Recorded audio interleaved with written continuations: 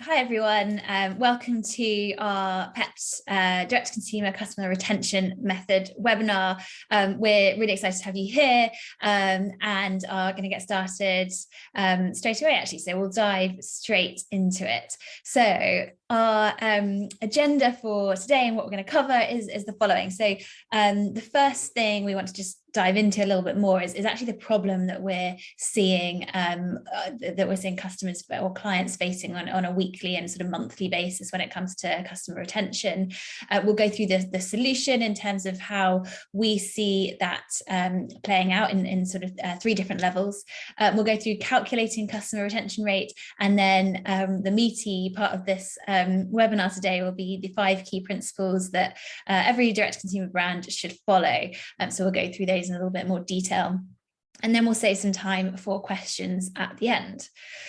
Brilliant. So we are going to get straight into it. So the problem that we see clients facing or brands facing on a weekly basis is as follows. The first thing is that we're seeing a lot of increased acquisition costs and the loss of third-party data, making customer acquisition more and more difficult.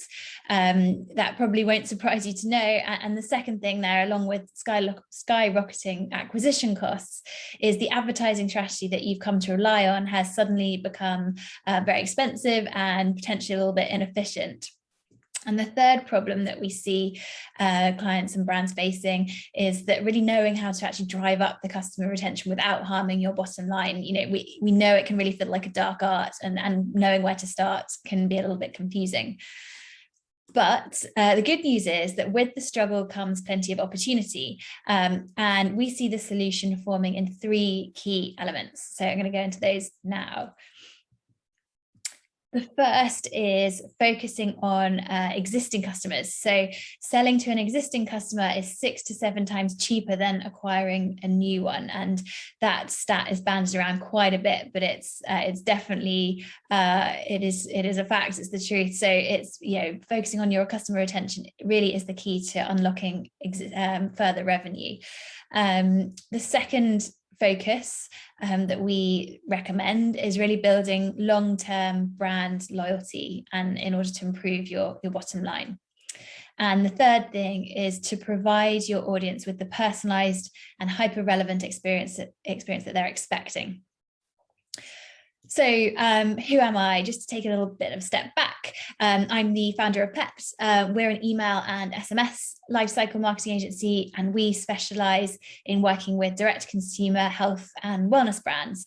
Over the last 2 years, we've worked with a variety of brands that are scaling up, both across the UK and the US.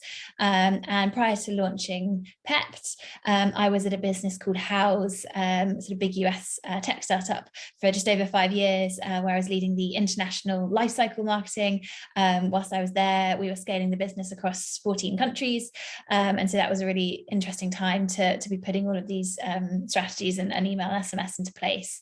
While I'm not at Pepped HQ, you're highly likely to find me involved in some kind of an outdoor challenge, physical activity, which is where the real focus for the business comes in on the health and wellness side.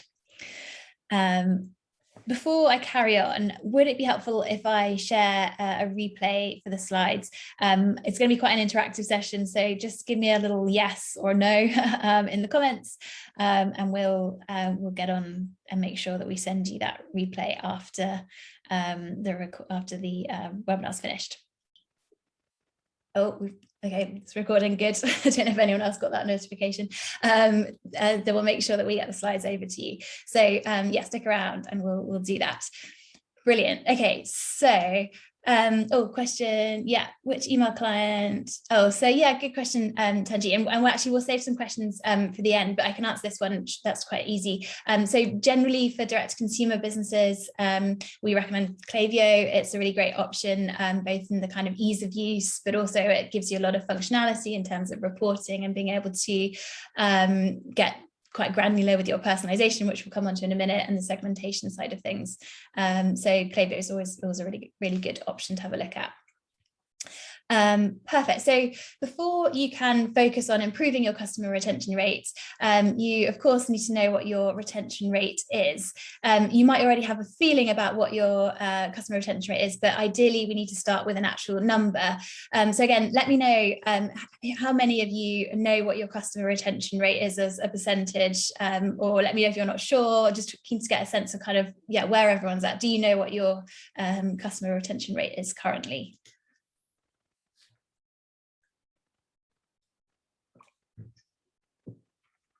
It's always quite a tricky one to work out, and it's, yeah, a lot of people don't know, maybe have a good sense. Yes, generally over a fixed period, so it might be over 3 months, Alex. Okay, so if you're not sure, no problem. Okay, we're going to go through it. So calculating customer retention rate. So there are different formulas for calculating retention, but the standard equation looks something like this. So you take your number of customers at the end of a specific time period. So for example, it might be over the quarter, minus the number of new customers you've acquired during that time period. And then you divide that number by the number of customers at the beginning of the time period. And in order to turn it into a percentage, you can then just times it by 100. So that's a lot of numbers and information in one go. So let's run through an illustration to see how the equation can be used sort of in the real world. So as an example, let's say that you start the month, in this case, let's do it for a month, with 1,000 customers, but you lose 200 along the way. But the good news is you also gain 300 new customers. So that at the end of the month, you've got your 1,000 minus the 300, which gives you your 1,100 customers. The maths would look something like this. So you'd take your 1,100 that you've got at the beginning of that month, you'd minus the 300 new customers you acquired, and then you'd divide, which would give you your 800, and then you take your 800 and divide it by the number of customers you had at the beginning, which was in this example that we've given is 1,000. So 800 divided by 1,000 equals 0.8. Times that by 100 is your 80% customer retention rate, which would be a very good customer retention rate. Hopefully that's all making sense to everyone. Take a screenshot if you like, and we can always kind of pick this up separately or at the end, and I can go through it with you in a bit more detail. So in theory, once you know what your customer retention rate is, we can then move on to the 5 key principles, which I mentioned at the beginning. And these are the principles that we go through with our clients, and we really recommend that they're the kind of guiding principles that you use to help increase your customer retention rate. So I'm going to go through these with you now.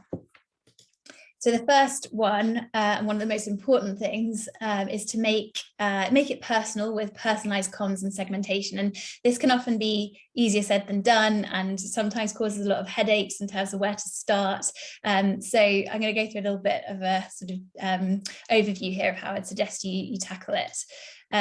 So how do you personalize the customer experience? Well, we're really talking about much more than just using first name in a greeting here. In fact, 80% of consumers are more likely to purchase from a brand that provides personalized experiences.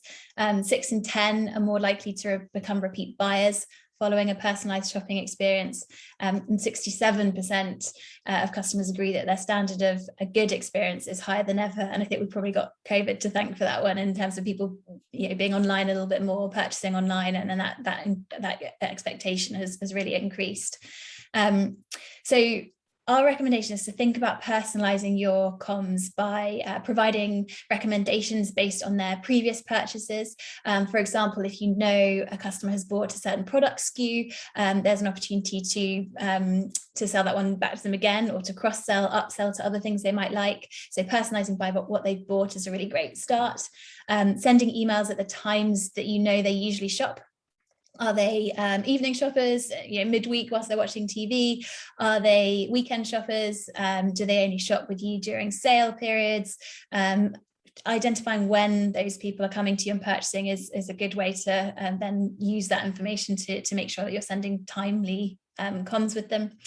And providing relevant offers tailored to their past behaviours. So again, if you know that they've bought during a sale period, you can make sure that you're targeting them again during that sale period, and making sure that you're just using the data that you have on their past behavior to inform your future comms. And the last thing is really using unique messaging based on their engagement patterns. So for example, if you know that you've acquired that customer through a partnership, for example, or a customer referral, again, using that information to nurture your customers further. So if you know they've come through a customer referral, potentially they're more likely to refer their own friends, and that would be a good source of, again, kind of getting more people in the door and using that information to drive your retention rates up. The key, I think, is probably to add these additional elements of personalization incrementally if you're starting from a sort of relatively low base, so that you can see what resonates best. It's very easy to kind of go full into this and add loads of personalization, which is great, but probably tackle this in steps so that you can see what's resonating with your audience. Tanji, I'm going to save that question to the end. I'm going to come back and do some questions, but thank you. Perfect. Okay, great. So the other piece of the sort of the personalization puzzle is segmentation. So let me know who's already doing some segmentation. What level are you at? Is it kind of a basic level of segmentation, no segmentation, lots? Where's everyone at in terms of how they're segmenting their database currently?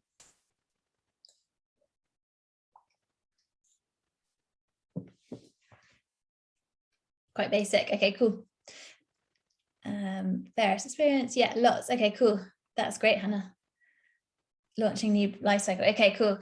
Great. So to deliver sort of personalized experiences to customers, segmentation is obviously super important, because you need to be able to bucket those people in order to provide that personalized element of communication. So segmentation can provide insights into your customer behaviors, habits, preferences, and that will allow you to offer more tailored marketing campaigns, increasing your odds of success, as well as your customers' experience with that tailored content. So if you haven't already got this covered, then I'm going to go over how we would suggest you go about splitting up your audience into useful buckets that you can actually use. Again, I think this is similar to personalization, where it's people get maybe a little bit overwhelmed by all the various different ways that you can slice the cake and segment your audience. So the way we suggest starting is, or if you're already doing some, then kind of potentially this is another way to do it, is to divide your audience up using the segment value matrix. So on the one axis, you've got your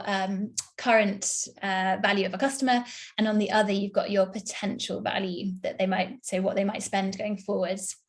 So this technique uses recency and frequency of purchase to split your audience into 4 separate quadrants. So recency is focusing on when was the last time they purchased, and frequency focuses on how often and for how long they purchased. So recency focusing on when was the last time they purchased, and frequency focuses on how often and for how long they purchased. And so when you're going into this segment value matrix, the first step is to take your audience and rank them by their potential value based on either, there's 2 ways of doing this, either how recently or how frequently they bought. So for example, if you were going to go on how recently they bought, you would split, you'd rank your audience in terms of people who bought 2 minutes ago versus people who bought 5 years ago, for example, and then you'd split that data into half, above average and below average. And that would give you your two quadrants here, your light and your new customers. The second step here is to then take your audience again and rank them by current value, either using frequency or lifetime value. So it might be the number of times they've purchased or how much they've spent with you. So again, just listing your audience from low to high. If we're going to use the frequency, then it might be people who've bought once versus people who have bought 6-7 times, and then you would split those 2 groups into above average and below average, and that would give you your disengaged and your star profile, quadrants. So essentially you'll then end up with 4 segments that you can use, and you'll want to focus on growing your disengaged and your new customers and keeping your star customers. These are the people that are buying from you lots and have lots of potential value going forward. So these are people to really nurture and engage, and you want to look to grow these 2 groups. You might consider whether it's worth currently spending your time and effort on your light group. I'd definitely focus on these 3 first. So that gives you a good way of splitting those your database into those 4 segments that then you can sort of do something usefully with, and think about different ways and campaigns that you can then target those people based on personalization and what they have bought in the past, and in terms of to be able to drive up that retention rate and really focus on those different groups. Hopefully that's all making sense so far. If you do have any questions, just let me know at the end. So that's our first key principle, is that the personalization piece. So we're using personalization within the emails themselves and also the segmentation side of things. Our second key principle here is to retain customers with a smooth welcome and onboarding process. So some of you may already have a welcome series in place and a post-purchase series in place, which is great. So the thing is here is to really imagine that you are newly into a relationship, and your date invited you to their house for dinner. Let's imagine for a second that when you arrived, they welcomed you into their home, they offered you a glass of your favorite wine, and they had gone into loads of effort to cook your favorite meal. I think we probably all would agree that you'd feel pretty good. But equally, if you turned up and the host made very little effort, you'd probably feel like a little bit flat and let down. So I think the truth is, this is a really good sort of analogy, because marketing is a lot like dating, particularly when you're working or communicating with your new customers or potential customers. A lot of brands have super strong communications leading up to purchase, but then it kind of falls off a cliff, and this can make customers feel like they've been essentially ghosted by you as a brand. So when customers are buying a product online, remember that they don't always have that immediate gratification of physically having their purchase in hand, and so the customer is waiting for their product to be delivered. They may experience a little bit of buyer's remorse, and even be tempted to cancel their order. So the answer here is to have a super strong post-purchase email and SMS series. When done right, this adds a lot of value. So it can tempt people to come back to your site, lay the groundwork for a future reorder, ensure satisfaction with the product or service when it does arrive, collect useful feedback. You can generate referrals, and generally is just great for that exceptional customer experience. So post-purchase series will help keep anticipation alive, we hope, and help you build stronger relationships with your customers. Post-purchase emails are proven to work. So according to Klaviyo data, these emails have a click rate that's 2.8 times higher than the average email campaign. But not only that, the revenue per recipient is 3.7 times higher. So it's really worth making sure that if you don't have one, that you build one, and if you do have one, that making sure that it's really optimized and that you're testing and that you're know that it's working for you as hard as it could. And actually I put some benchmark data here, so you can see how you rank. This is split by various different industries here, so quite a useful snapshot in terms of open, click and conversion rates. So that's all well and good, but how do you actually, what do you actually need to include in your post-purchase journey? So I'm going to cover that now.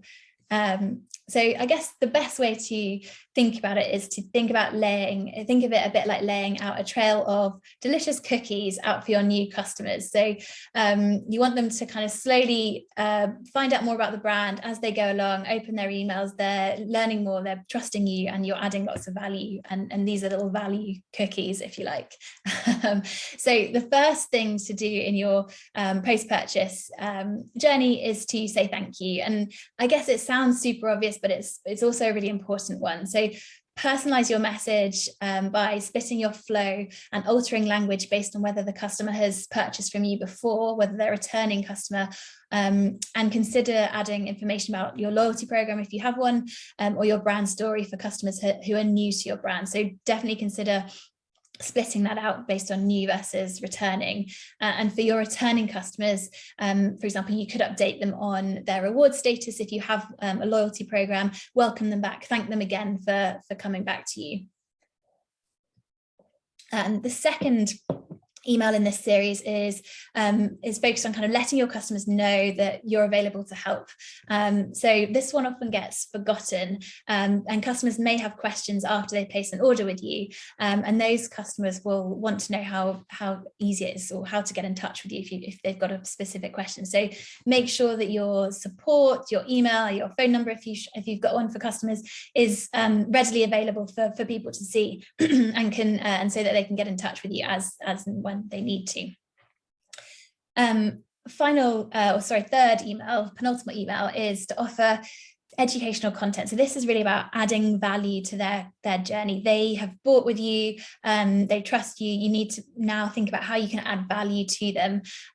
They may not be experts in their new purchase, so helpfully sort of explaining your product or service in a straightforward way can help to build trust with your customers and make their purchase a more enjoyable experience. If it's a new product, we've got an example here where we've got various different tips or steps to use that certain product. And finally, we'd recommend encouraging, in your fourth email, encouraging customers to come back. So when your customer's excitement from their first purchase has faded, it's really time to encourage a second purchase. Think about recommending products they might like, or sending replenishment-based reminders if it's something they might buy again. Or if you're a subscription-based business, encourage your customers to subscribe. This is a really good point to be able to do that. Fab. Okay, so that's 2 of 3. Our third principle here is to create a watertight customer feedback loop. And again, this is something that we think often gets forgotten. How many of you have ever run a customer feedback survey or run a net promoter score survey? Have you surveyed your customers? Do you know what they feel about your brand? Sophie, yes, great, nice. Who else? Anyone else is running this sort of thing currently? Cool. Yeah, Doug, they are usually really insightful. Often different feedback than you might have initially thought. Brilliant. Okay, so one of the biggest keys to retaining customers is to understand how they feel about you. When you understand customer sentiment and what they like or dislike, you can take action on their feedback, refine your approach, and meet their needs a little bit better. So if you're not already doing this, or if you are, keep doing it. Think about running regular customer feedback surveys or qualitative focus groups to gather this kind of data. We also recommend, I touched on this a second ago, but setting up a net promoter score email to ask customers how likely they are to recommend your business to a friend. This is such an easy one to do, and it's also really easy for customers to answer. It's just one simple question. You can kind of gamify it a little bit with various different smiley faces or unhappy faces, but gives a really good sense of how happy people are with your product or your service. And so with this new set of data and insights, you should be much more agile to be able to kind of quickly change towards things that customers do want and away from from what customers don't need. Number 4, so fourth key principle is to turn customers into brand advocates. So customer referrals, you may know this already, but convert 30% better than other acquisition channels. So it's a hugely good channel to be able to leverage and make the most of. Referred customers are also 37% more likely to stick with your brand when they're there. So customer referrals are the holy grail of customer retention.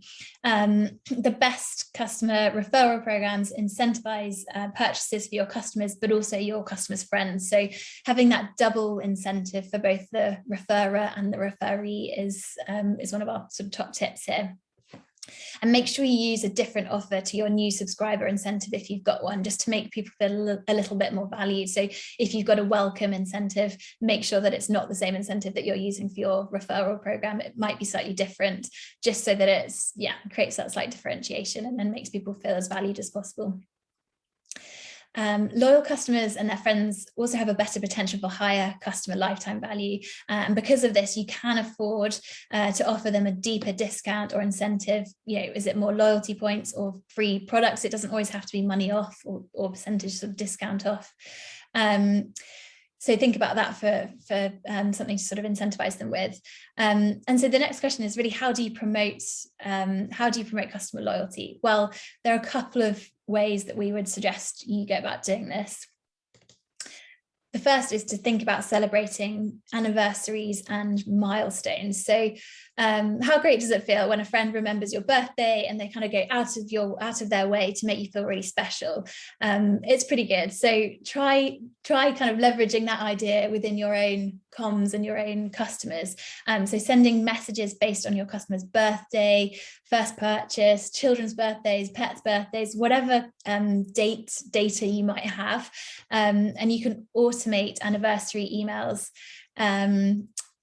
which you can trigger on the day, week, or month of the anniversary date. Sophie's just said that her birthday email is the best performing email. Yeah, that's really interesting to hear.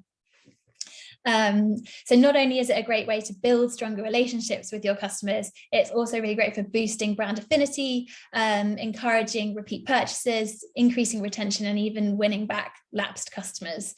So there are a few things to think about when you're celebrating these sorts of milestones. Obvious one is to collect date data. Without that, you're a little bit stuck.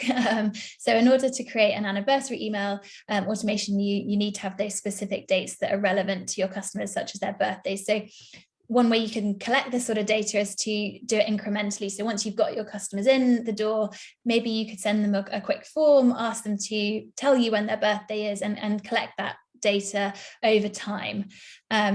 Second sort of point here is to personalize as much as possible. So while anniversary emails are inherently personal on their own, think about how you can make them even more targeted to each individual subscriber. You could use minor details like their name, or more advanced segmentation strategies like gender, for example, and differentiating anniversary emails is super important. So anniversary emails are celebrating a special occasion, so of course the content should be special too. Consider a deal you don't normally offer, like a free gift with purchase, for example, or creating content specifically for that occasion, like, you know, potentially a short video that highlights the different data points you've collected over the course of your relationship with your customer.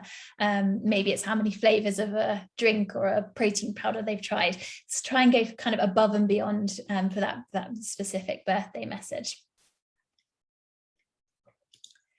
Another way to drive up customer loyalty is launching a loyalty program.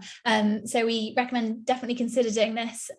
Loyalty programs can help your customers feel good about purchasing from you. They're great for driving repeat purchases and, of course, increasing revenue. Make sure that you're learning from and understanding customers in terms of the kind of rewards they actually want to receive. It's so easy to sort of put a loyalty program in place, but the rewards potentially don't align with what your customers actually want. So understanding what's important to them is a really key part of putting a really great referral or loyalty program in place. If you do manage that, you'll have a much more loyal fan base through kind of best and worst times. Referral programs are actually also a really great way to both acquire and retain customers, as the lifetime value for a new referral customer is actually 16% higher than non-referrals. And the other great thing to think about is, for a well-oiled loyalty program, is that people will also likely tell their friends about it, and more referrals, of course, leads to more customers. And then finally, the last thing I'll mention on loyalty programs on this slide is that of course they drive up more sales. So actually, according to recent loyalty research, 49% of consumers agree that they spent more after joining a loyalty program. So really interesting stat there. That's almost 50% of people spending more just because there's a loyalty program in place. And I've got an example for you here, which I think is one of the best in class loyalty programs that we've seen in a while. And it's from Wild Nutrition. So they're a really great example of a really good loyalty program. They reward customers for a variety of actions, including purchasing and completing on-site activities. For example, leaving a review. Customers can earn 25 points for following them on Instagram and 50 points for signing up to their newsletter. But they actually go a little bit further than that. And Wild Nutrition have found emotional alignment with their customers. So this is what I was referring to on the previous slide. If you haven't already checked it out, go and have a look, because customers can claim rewards that are aligned with their personal beliefs and give back to the planet. So for example, when you reach 1,000 points, you can plant 5 trees in Rwanda or in the Amazon. Alternatively, you can use your 1,000 points to donate to plastic oceans. So they've gone one step further, and they're really aligning themselves with what's important to their customer base. And I came across a stat which I wanted to share with you as well, which is 70% of millennials consider company values when shopping. So you're more likely to make the most of these conscious consumers if you offer these sorts of rewards within your program. And also, you know, they're great causes. So it's, yeah, something to consider as you embark on this journey, or maybe to add to your existing loyalty program. And then that brings us on to our final principle. So this 5th principle here is to encourage customers to come back again and again. And think about it sort of this way.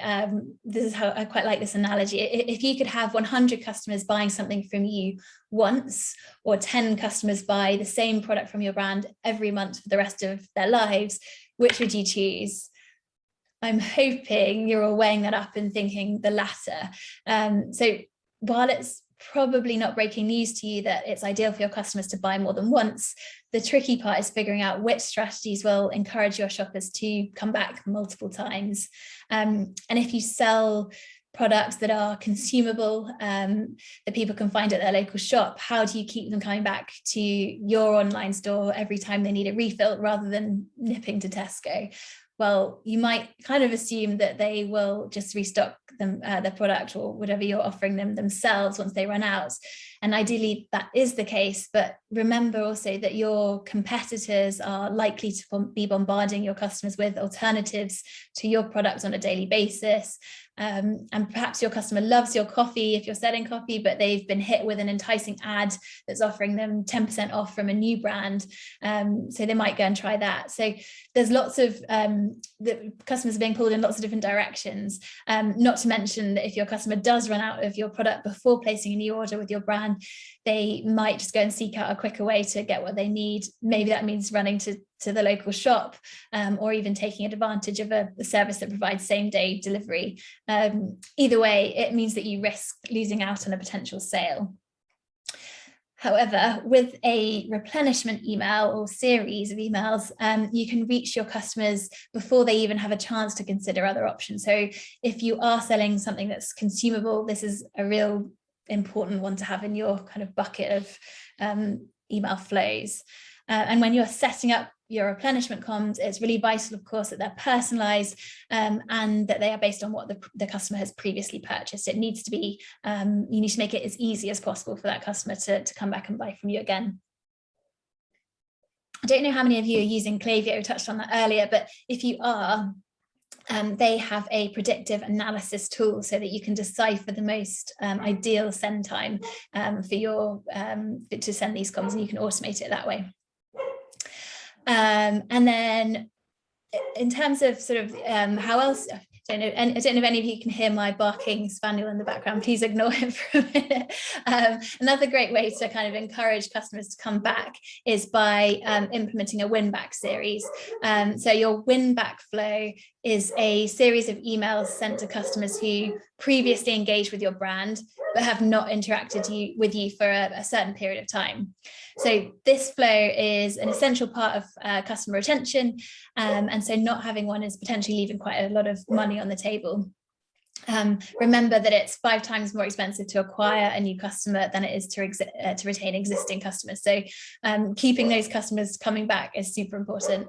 And one of the main points to consider with a win-back flow is when the initial email should go out. Most customers will wait between purchases, but the length of a typical buying cycle sort of depends on the product that you're selling, of course. So for example, a company that might sell sofas will have a much longer buying cycle than one that sells shampoo, for example.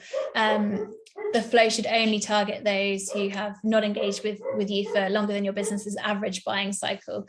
And again, as I mentioned before, Klaviyo have a predictive analysis tool to decipher exactly the right time to send a follow-up. So definitely take a look at that if you are using Klaviyo. And then win-back flow, really what should you consider? So tell customers about the latest updates, new products, for example, what's new, what's been happening with your brand, what can you add into their world that they may not be already aware of.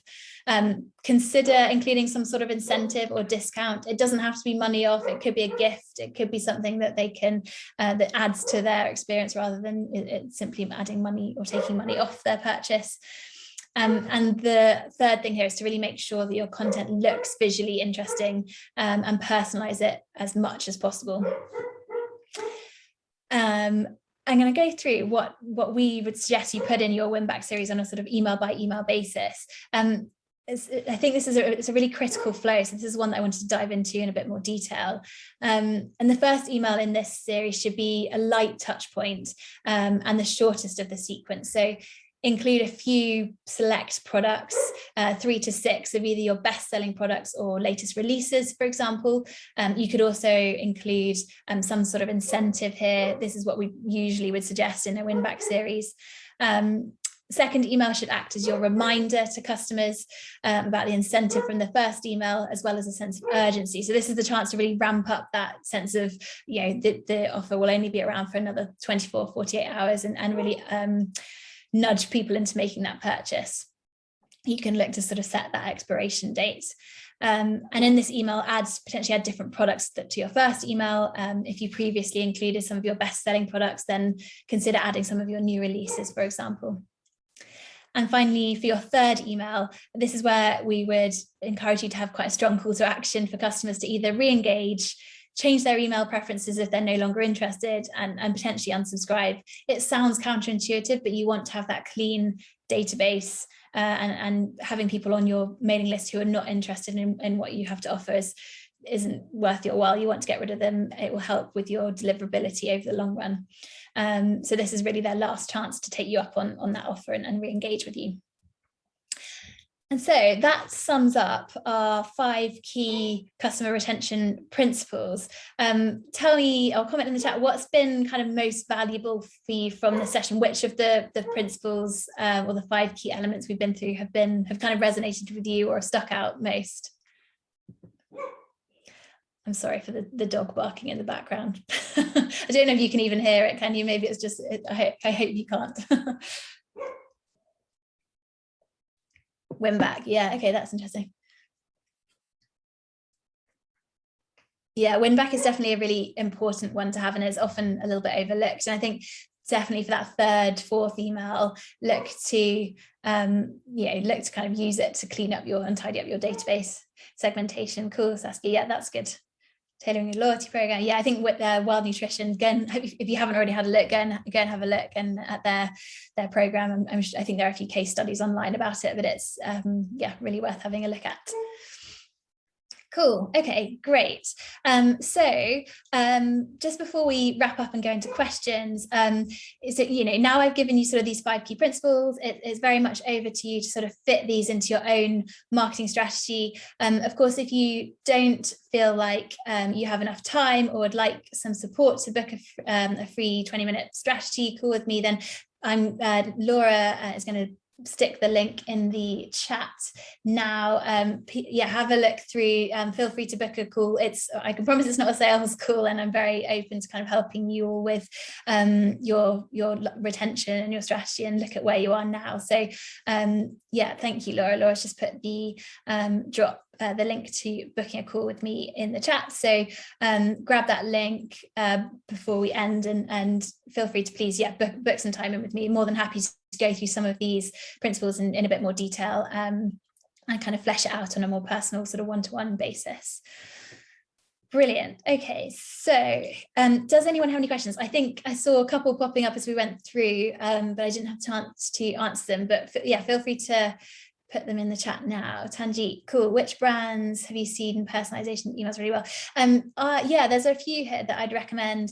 So one is J. Crew. They're if you haven't come across them, they're a fashion retailer, US-based fashion retailer. They've got some really great best-in-class kind of personalization emails. Again, actually, they have a really great loyalty program as well, so worth having a look at there. The other place I would recommend going to have a look for email inspiration is a website called reallyGreatEmails.com, and it's if you're struggling for inspiration at any point, there's a really good tool to search through options and ideas and seeing what's working for other brands. So have a look there for good, but for any recommendations. Alex, thank you for your question. SMS feels like a massively underused retention channel. Yeah, I think in our experience over the last few years, I think and we work with brands in the US as well, so it's been quite interesting to compare the two. Brands in the US are a little bit further ahead of the curve than us, as you might expect, in terms of SMS, and also as our consumers, they're much more open to receiving text messages. I think here we see it as maybe a little bit more intrusive, but however, I do think that consumers and brands in the UK are looking to use SMS, brands are looking to use SMS more, and consumers are much more open to it. It's a really underused channel right now. If you're using Klaviyo, they integrate it with their email service, so it's definitely something we're working on with a lot of brands, just to sort of integrate into your email strategy. So you've got some email touch points and some SMS touch points. Obviously, the challenge is that you need SMS opt-in, and that can be a little bit of a sticking point, but once you've gathered those email addresses, it's a really good option to be able to leverage. Saskia, these ones really useful, great. Currently we have patients, customers on a subscription service, which is recommended to be lifelong. How can I tailor it to our subscription customers? Do you want to come off mute, Saskia? I'm not sure I fully understand your question. Just so I can answer it.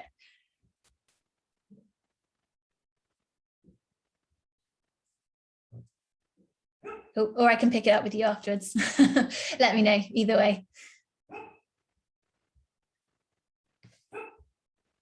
No problem. Yeah, let me know and touch base with me after, and I can always answer that. Cool. So is there anyone else got any other questions I can answer or go through? You don't have to type them. Feel free to come off mute and I can speak to you directly if that's easier.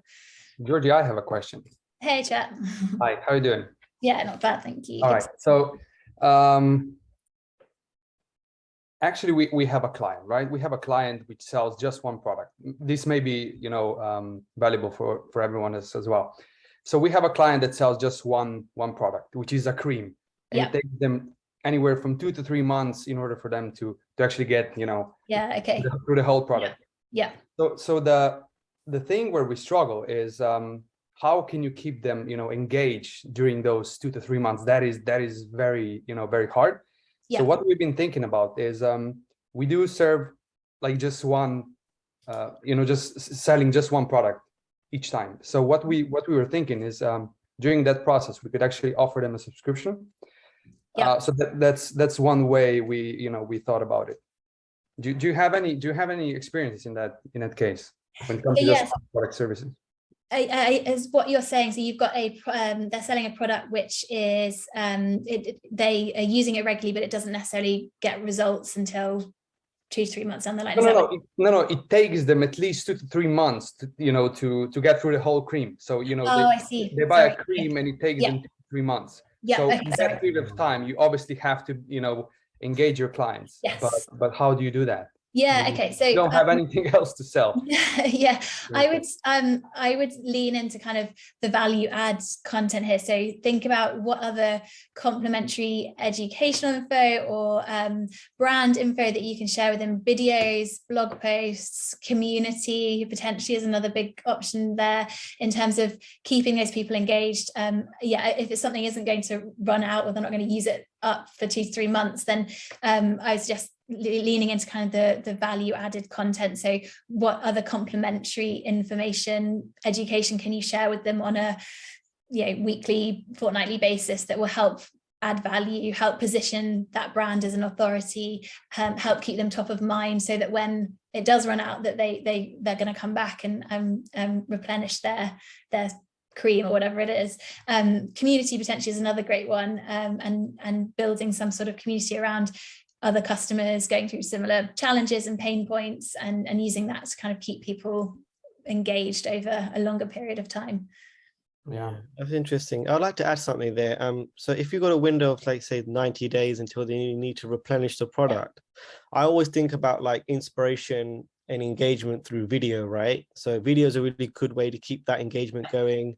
And then you can also find ways to drive more usage, because obviously the more they use the cream, the more they'll come back, right? So like you can have a video stage where, did you know you can use the cream at nighttime as well as in the morning? Like, watch this video on how to use it at night. Here's best practice to use it in the morning. To drive more use cases to use it more often, I guess, is a way to kind of shorten that cycle and get more repeat purchases in a shorter time frame. Exactly. Yeah, that's a really great idea. And I think it's just leaning into different types of content that again sort of add value across that customer journey. Video is a really great one.